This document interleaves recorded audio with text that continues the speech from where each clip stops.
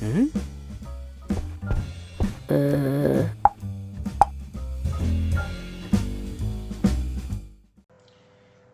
evening, good evening, good evening.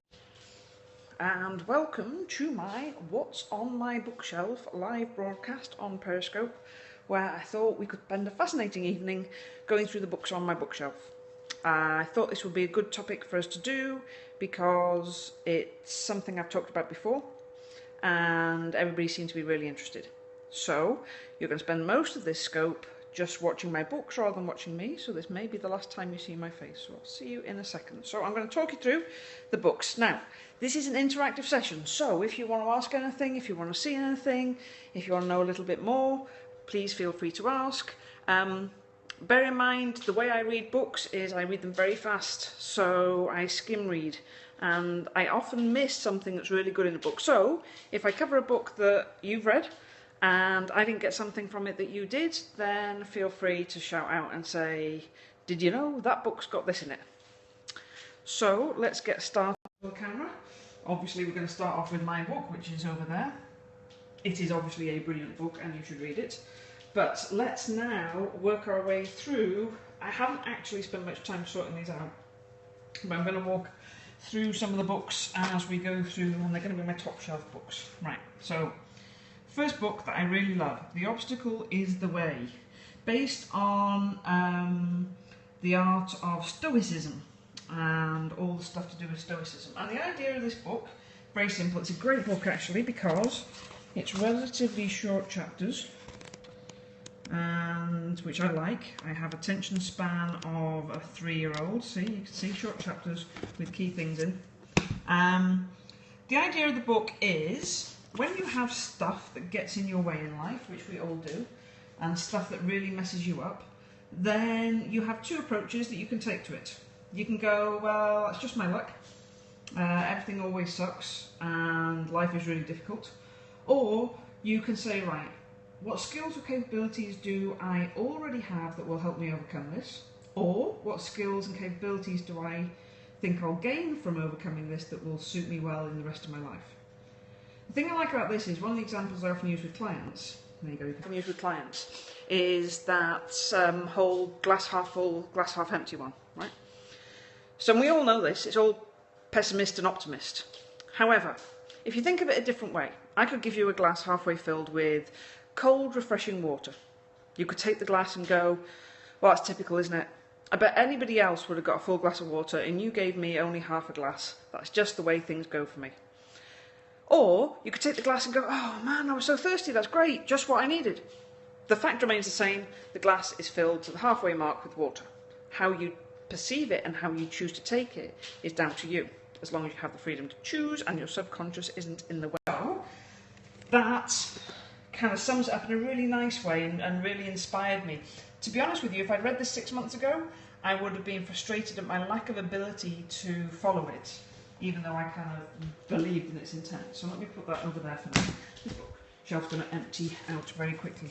Right, Viktor Frankl, in Man's Search for Meaning. Viktor Frankl was in the concentration camps, and this book is fascinating. Again, it's a short book. I think I read it in one sitting. Which is lovely. I quite like a short book. Viktor Frankl now does therapy, and the basis of his therapy is why haven't you killed yourself? That's pretty much the starting point. And this book is about what made the difference between the people who survived the concentration camps and the people who didn't survive the concentration camps. And it's all about, if somebody has hope, if somebody has meaning in their life, they have something to go forward to, they're more likely to survive and endure. So his basis for therapy is, you know, you haven't killed yourself, so there is something keeping you alive, and that's the something that we need to enhance. Absolutely brilliant book. I read another book called, I think it's The Highwayman or something? Or The Last Highlander, that's it. Totally different to The Highwayman. Last Highlander. And The Last Highlander is a similar book about Bridge over the River Kwai kind of concept and that time of war. I found it a fascinating book, but I didn't learn anything from the guy who wrote it about what it was that made him endure where others didn't. He clearly did, and he clearly was an amazing guy. I missed out on that. Oh, by the way, you will find these little characters around my room. This is from my favourite artist, Tom Lewis, who I have a whole collection of his prints down here. And he does these, I think he calls them Burraboos or Bubbaroos or something like that. And I have them around my room, I love them. Anyway, next book. Now this book is not a therapy book. This book is everything that I believe about how to build a business in a how to market it, how to build a product, how to build a brand kind of way. It tells the story of Howard Schultz, who set up Starbucks, and anybody who knows me knows I'm quite a big fan of Starbucks, but I'm a big fan because of this book. He went to Italy, and in Italy he went into a coffee shop, and in the coffee shop he hung out and he noticed how people were greeted by name, how you could smell coffee, and people went there to chat, and it just created a nice environment. And he went back to America to recreate that environment. And this is all about how he maintains values and in a competitive marketplace. So for example, when other people started setting up coffee stores, his staff, who are incidentally paid equal to or some of the highest retail salaries, and also get really good terms and conditions. Let me just focus on that for a second. They said, you know, we need to put syrups in our coffee, and he went, you can't put syrup in your coffee. That's going to change the flavour of the coffee. But, which is kind of the point, obviously. But he sat with his board around the table. He says, okay, we've got two options here. One is this vision I want of good coffee. But the other one is meeting the needs of the customer. So how do we find a way to do both with this vision that I have? And it's just a brilliant book, and I've used it ever since, and I've probably read it some 20 years ago, maybe 15 years ago. 20 is too much. So the next book that I'd like to talk to you about is Monsters and Magical Sticks. There's no such thing as hypnosis? ? I love this book. A lot of the work I do with kids comes from this book, but actually it's this book that taught me that if you want to do anything with a thought, you first have to make it real. And when you make it real, you can change the object and the thought will automatically change. And I just find it there's a lovely little bit in it where he teaches, it's called Monsters and Magical Sticks because his son was scared of monsters. And they went out and they made him a magic stick, kind of a wand. And they had a little incantation that he used to banish the monster every night. And it worked for him, because we all have our own reality. And when we try and cure or help a kid with a fear, we so often try and put our reality on theirs, and it just simply doesn't match. So if you want to change somebody, you have to engage in their reality, not bring them into yours. And that will have far more of an effect. So a lot of those principles I got from Monsters and Magical Sticks, which is a lovely little book. See that PhD one day, that's me. Nobody's interacting, so that's fine. You know, don't worry about just talking to me or anything. I'll just waffle on here. Onward. The interesting thing, that's the second Starbucks book. Interesting thing about Howard Schultz is he left and he took a back seat, and the guy who replaced him started doing things like teddy bears and music and breakfast rolls in Starbucks, and suddenly they started closing shops, and yeah, he went a bit mental at that, and he came back in and took an active role and got rid of a lot of those things, because he said you should smell coffee when you walk into Starbucks, which I never have, but hey, you know. Next one, Michael Neal. Michael Neal's written lots of books, but this is the different one. This is about thoughts, and it really does change the way you think. And one of the simplest things that I took from this book is thoughts are like icebergs. A thought is something that feels really real, like an iceberg. An iceberg you can build a house on. If the temperature changes a couple of degrees, an iceberg ceases to exist, and thoughts are the same. Click your fingers, choose to be happy. So Michael Neal's book, and it kind of, I think it goes against some of the other stuff he's written, but this is a really nice, and again, a very easy read, simply set out, which I like. You will see that's a common theme in all of my books. I'm going to have to start putting some of the books back on the shelf, you know that. Right. Next book. This is a really interesting book that I didn't enjoy at all, but I recommend to lots of clients. So let me explain why. Slight Edge talks about doing small things every day that really change your life. rather than aspiring to big goals and weighing yourself up as failing. That's my kind of summary of it. I cannot do the best summary of this book because I struggled with it, because that's how I think anyway, and I didn't realise that's how I thought until I heard people discussing the book and went, wow, yeah, that's a really good idea. And I went, yeah, that's kind of what I do, you know, if you've got to do something, you do it. And you work on small steps all the time. So this is a brilliant, brilliant book if you're struggling, kind of judging yourself, feeling like you're failing, have a problem with big goals and all that sort of stuff. This is about turning your life into simple little steps where you have simple achievements every day, and I recommend it to a lot of clients now after the first couple of sessions when they're in a better place to think. This one is one of the few books out there right now that is specifically geared at dealing with kids. I know a lot of my colleagues use this one. I've referenced a couple of the scripts as a hypnotherapist. I don't use scripts. I don't need to use scripts because I work with my clients' unique reality. But there are some really good ideas for different types of problems like bedwetting and stuff like that that kids have. So that is probably a very therapy-ish book. Nudge. All to do with, there's a couple of books like this that are to do with decision making. Let me see if I can find the other one. There's Blink, right? Malcolm Gladwell. Malcolm Gladwell stuff is great if you've never read it. And then my favourite book of all time, in this kind of pile, The Decisive Moment. And do you know what's really cool about this book? I don't know if you can see, that's a raised button, right? So you can actually kind of squish it. It's quite squishy, which all books should have something like that on, right? Or maybe that just takes me back to when I was a kid and you had interactive books. So, Decisive Moment, how we make decisions. Brilliant, brilliant book. It all talks about lots of case studies, a lot of the stuff I've learnt about reconciling memories, locking information down, just, you know, instinct versus logical and rational thinking, all comes from this book. You know, if my book could be anywhere near as powerful as this one, I would be a very happy person. So these books are all to do with those instant decision-making stuff, and you see a lot of books about it.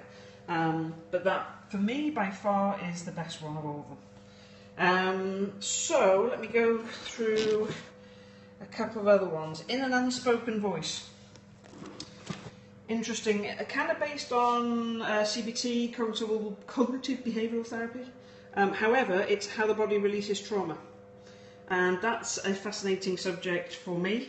And if any of you have read my book, you'll know that I deal with trauma differently to the standard caveman rules. What trauma does is creates a pattern interrupt to the standard rules that our brains follow. And this book explained a lot of why that is the way it is. After his experience of a trauma. And trauma is anything that your brain just can't process, basically, as opposed to something big and bad happening. It's just something where your brain decides there is too much to it for it to be able to process. And this talks about actually physically shaking it out of your body and how that's a good thing to release it from your body. So he has a sort of therapy that encourages and allows physical shaking, and certainly after my court case I know all about the physical shaking thing. This one's an interesting one. I always thought when people said Alan Carr stopped smoking, that it was the comedian. I was wrong, it's not. But this book is really good because basically it says, you know, smoking's in the head. And that ties into my belief system and the way I work. And so I kind of read that and thought, yeah, it aligns really well with the way I think, and I kind of use it a lot. Screw It, Let's Do It. That's great. I just like the title of that, and I like Richard Branson. I'm not sure I've even really read it, but quick reads is a good start for me, as you know. Other hugely influential book, Kelly McGonigal, Maximum Willpower. Her sister, Jane McGonigal, did a TED talk called I Can Add 10 Years to Your Life. And she invented an online game that gave her points when she was bedridden and lost the will to live. And she got points for doing things like sitting up in bed and things like that. It's a great TED talk if you ever get a chance to see it, but this is her sister.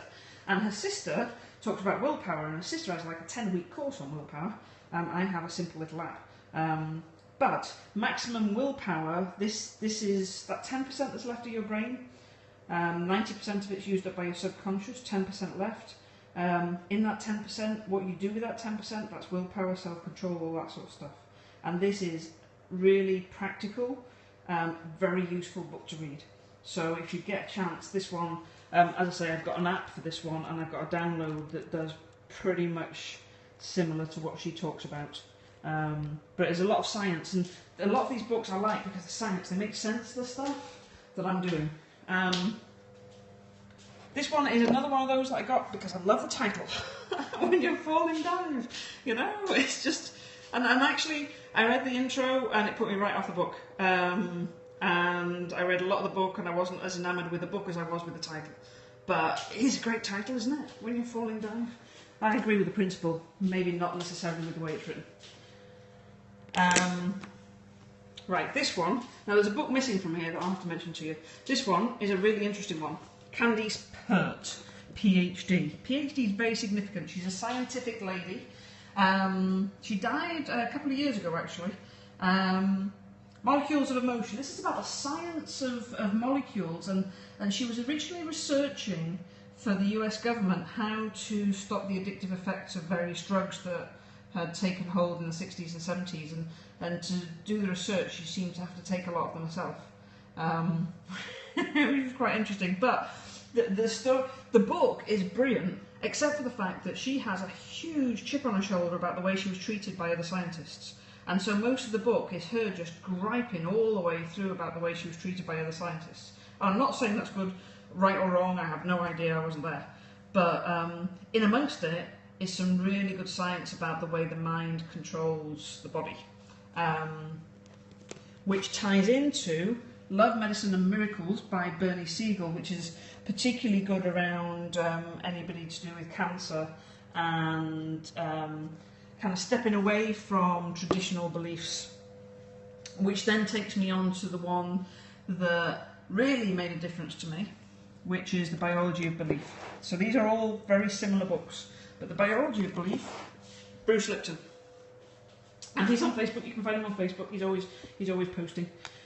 He gets more woo-woo by the minute, which is interesting because he started off as a scientist, and I'm more on the science side than the woo-woo side. But one of the really interesting things, now you have to get to about page 63, I think it is, before this book starts getting interesting. The first bit just seems to be waffle.